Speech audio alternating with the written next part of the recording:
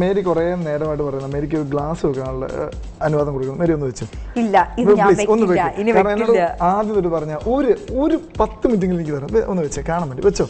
ഇനിയുള്ള 10 മിനിറ്റ് നമ്മൾ ഇത് വെച്ച് സംസാരിക്കുന്നതായിരിക്കും. ഇനി മേരി ബുദ്ധി കൂടിയ ആളെ അല്ലേ, ഐക്യു കൂടിയ ആളായിട്ടായിരിക്കും സംസാരിക്കാം. വളരെ സീരിയസ്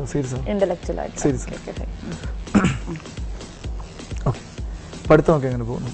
പഠിത്തം ഇപ്പൊ പോകാനായിട്ട് സെക്കൻഡ് ഇയർ തുടങ്ങി. ബട്ട് നോ രക്ഷ, ക്ലാസ്സിൽ പോയിട്ടില്ല. പഠിച്ചു വന്ന ക്ലാസ്സുകളിലൊക്കെ നല്ല മാർക്കൊക്കെ ഉണ്ടോ?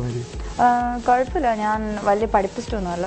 പക്ഷെ എന്താ പറയാ, ആക്ടിവിറ്റീസിന്റെ ജയിക്കാറുണ്ട്. അത് മതി, ജയിച്ചാൽ മതി. അങ്ങനെ വലിയ പ്രതീക്ഷ വേണ്ടല്ലോ. ഒരുപാട് പഠിച്ചിട്ടും വലിയ കാര്യമൊന്നുമില്ല. ഓക്കെ, ഇനി എന്താണ്, ഇനി സിനിമയിലുള്ള എന്തെങ്കിലും സങ്കല്പങ്ങൾ എന്തെങ്കിലും ഉണ്ടോ മേരിക്ക്? സിനിമയിലുള്ള സങ്കല്പം എന്ന് വെച്ചാൽ നമുക്ക് എന്തെങ്കിലുമൊക്കെ ചെയ്യാൻ പറ്റുന്ന ഒരു ക്യാരക്ടർ ചെയ്യണം. ലൈക്ക് ബോൾഡ് ക്യാരക്ടേഴ്സ്, അതൊക്കെ എനിക്ക് താല്പര്യമുള്ളതാണ്. സോ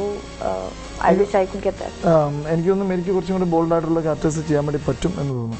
ഈ കണ്ണാടിയൊക്കെ വെച്ച് കഴിഞ്ഞപ്പം. പിന്നെ ഈ ഒരു പടം ഇറങ്ങിയല്ലോ, പച്ചക്കുതിരയാണ്, ഏതായിരുന്നു? ഏതാണ്ട് പടം എനിക്കും സ്വന്തമായിട്ട് തോന്നിയിട്ടുണ്ട് അതിനുള്ളൊരു കാലിബർ. ഞാൻ കുറച്ച് നാൾ മുന്നേ പല്ലൊന്ന് ക്ലിപ്പ് ചെയ്തു. അതിപ്പോ അറിയാം, സിനിമ ചെയ്യുന്ന സമയത്ത് വേറെ തരം പല്ലായിരുന്നു, ഇപ്പൊ മാറ്റമുണ്ട്. അപ്പൊ ക്ലിപ്പ് ഇട്ടിരുന്ന സമയത്ത് ഞാൻ ഈ കണ്ണട വെക്കുമ്പോ എനിക്ക് ഒരുപാട് എന്റെ ഫ്രണ്ട്സ് ഒക്കെ ഇങ്ങനെ വന്ന് കൺഗ്രാജുലേറ്റ് ചെയ്തിട്ടുണ്ട്. ആ ഒരു ക്യാരക്ടർ നീ ചെയ്തിരുന്നെങ്കിൽ എക്സലന്റ് ആയിരുന്നു. പച്ചക്കുതിര, അതിന് പ്രത്യേകിച്ച് എനിക്ക് വർക്ക് ചെയ്യേണ്ടി വരില്ല. മേക്കപ്പ് ഒന്നും ചെയ്യേണ്ട ആവശ്യമില്ല. കറക്റ്റ് ആയിട്ട് അല്ലേ? കറക്റ്റ് ആണ്. അഹങ്കാരം ഇല്ലാത്തൊരു കുട്ടിയാണ്. ഓക്കെ, ഇനിയിപ്പോ എന്താണ് ബുദ്ധിപൂർവ്വമായിട്ട് ഞാൻ എന്താ ചോദിക്കണ്ടേ? കുറച്ച് ജനറൽ നോളജ് ചോദിച്ചാലോ? ഞാൻ ഇത് തുടങ്ങുന്നതിന് മുമ്പ് ഞാൻ ക്വസ്റ്റ്യൻ ചോദിച്ചിരുന്നു. അതിന്റെ ക്വസ്റ്റ്യൻ മറുപടി കിട്ടിയില്ല ഇതുവരെ. അതല്ലേ ഞാൻ വെച്ച് നിർത്തിയത്. ഇത്രേ ഉള്ളൂ. 150 പേർക്ക് ഒരുമിച്ച് പങ്കെടുക്കാൻ പറ്റിയ ഒരു ഗെയിം. കണ്ണാടിയൊക്കെ വെച്ചിരിക്കുകയാണ്, ഒരു കാര്യം ബുദ്ധിയില്ല. ഞാൻ തിരിച്ചങ്ങോട്ട് ചോദിച്ചേക്കാം. ഞാൻ അതായത് കഴുകിയിട്ട് മാത്രം ഭക്ഷണം കഴിക്കുന്ന ആ കൂടെയുള്ള ഒരു ജീവി. കഴുകിയിട്ട് മാത്രം ഭക്ഷണം കഴിക്കുന്ന ആ കൂടെയുള്ളൊരു ജീവി. എന്ത് കിട്ടിയാലും കഴുകി കഴിക്കുള്ളൂ. നമ്മള് മനുഷ്യർ അങ്ങനെയല്ലേ? ഞാൻ ആപ്പിളൊക്കെ കിട്ടി മുകളിൽ മരത്തുമ്പോൾ നിൽക്കുന്ന സാധനങ്ങൾ പറിച്ചതുണ്ട്. ആപ്പിള് ഏത് മരത്തിലാ കണ്ടത്? ഏത് മരത്തിനാ പറിച്ചത്? ഓക്കെ ഷെമി, ഞാൻ പറിച്ചിട്ടില്ല. ഓക്കെ, ലൂബിക്ക. ഇന്ന് ഞാൻ ലൂബിക്ക പറഞ്ഞ ലൂബിക്ക. പിന്നെ ഞാൻ ആപ്പിളേം തൊട്ട് കളിക്കരുത്. ഓക്കെ, അപ്പൊ പറഞ്ഞോളൂ. അപ്പൊ ഞാൻ ആലോചിക്കാം. ഇവിടെ അത് ആലോചിച്ചാൽ മതി. കൈ കഴുകിയിട്ടല്ല, കഴിക്കണ സാധനം കഴുകിയിട്ട് തിന്നണ ജീവി. ഞാൻ ക്ഷമിച്ചു. അതായത് ഞാൻ ക്ഷമിച്ചു എന്ന് പറഞ്ഞാൽ ഞാൻ തോറ്റ്. എനിക്കറിയില്ല. വാ വെച്ചിട്ട് എനിക്ക് വടിവാസം അറിയാം, വാൽക്കുരങ്ങ് അറിയാം. വടിവാൾ അറിയാം. പിന്നെ വാൽക്കുരങ്ങ് ഞാൻ കണ്ടുപിടിച്ചതാ. വാനരന്മാർ. പുതിയ ജീവിയാണ് വാൽക്കുരങ്ങ്.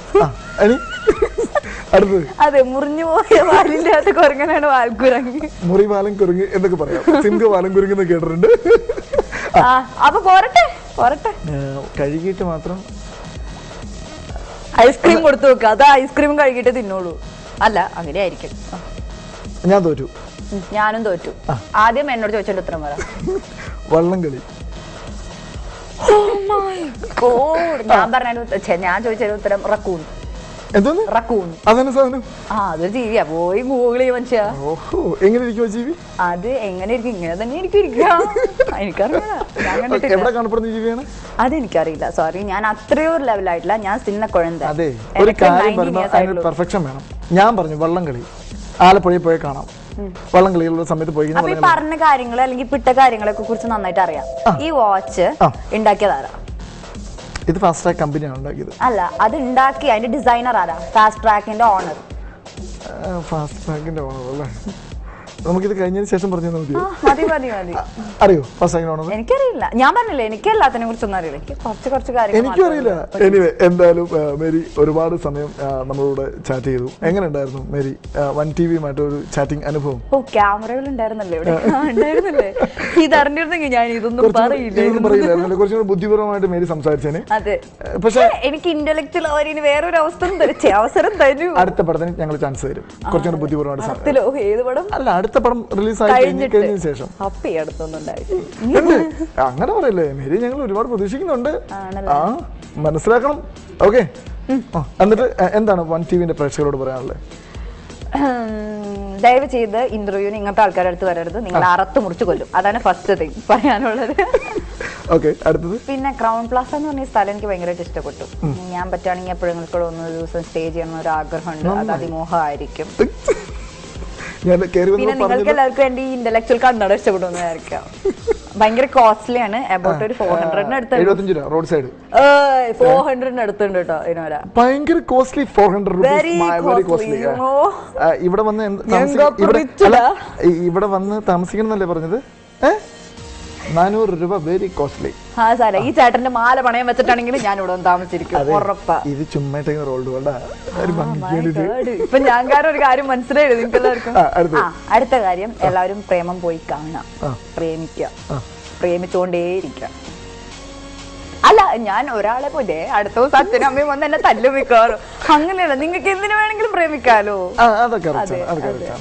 അപ്പൊ കാണാം. പിന്നെന്താ, ടേക്ക് കെയർ. അത്ര തന്നെ. എന്തായാലും ഇതിൽ ഒരു കാര്യമുണ്ട്. നമ്മുടെ വൺ ടി വി ആരുടെയാണെന്ന് അറിയാം? TV നമ്മുടെ ലാൽജോ സാറിന്റെ. ആണല്ലേ, ഞാനത് ഇപ്പോഴാണ് വീണ്ടും ഓർത്തത്. അതെ, ഇതിലെടുത്തേക്കുന്ന കാര്യങ്ങളൊക്കെ ഒന്ന് കട്ട് ചെയ്ത് കഴിഞ്ഞാൽ വേറായിരിക്കും. പക്ഷെ ലാൽജോ സാറിന് ഇങ്ങനത്തെ കുട്ടികൾ ഭയങ്കര ഇഷ്ടമാണ്, സീരിയസ്ലി കാര്യമായിട്ടും. അപ്പൊ എന്തായാലും നേരത്തെ പറഞ്ഞു ഞാൻ ഇത്തിരി കൂടി ഇത്രയും തന്നെ മതി, ഞാൻ സഹിച്ചും എടുത്തു. അതുകൊണ്ടാണ്. എനിവേ, എന്തായാലും ഓൺ ദ സ്പോട്ടിൻ്റെ ഈ ഒരു സമയം ഇവിടെ അവസാനിക്കുകയാണ്. മേരിയുമായിട്ടുള്ള ചാറ്റ് ഇവിടെ തീരുകയാണ്. എല്ലാവരും പ്രേമം പോയി കാണണം. പ്രത്യേകിച്ച് പറയേണ്ട ആവശ്യമില്ല, മലയാളികൾ ഏറ്റെടുത്ത ഒരു സിനിമയാണ്. എല്ലാവരും കണ്ടു കഴിഞ്ഞു തോന്നുന്നു അല്ലേ മേരി? ഓൾറെഡി ഇനി ടിക്കറ്റ് അത്ര ആവശ്യം ഉള്ള ആൾക്കാരാണെങ്കിൽ ഭയങ്കര മനസ്സാണ്. പിന്നെ എന്റെ അപ്പൻ റിച്ച് അല്ല, മെരീൻ അപ്പം ഭയങ്കര റിച്ച് ആണെന്നാണ് മേരി പറഞ്ഞത്. അപ്പൊ അതുകൊണ്ട് മേരിയുമായിട്ട് കോൺടാക്ട് ചെയ്യും, മേരി ടിക്കറ്റ് തരും, അവൈലബിൾ ആക്കി. എന്തായാലും ഒരുപാട് സമയം നമ്മൾ ചിരിച്ചു കളിച്ചു. ഈ സമയോട് തീരുകയാണ്. അപ്പം thank you Mary, thank you very much. അപ്പം അടുത്ത മൂവിയുമായിട്ട് നമുക്ക് വീണ്ടും കാണാം.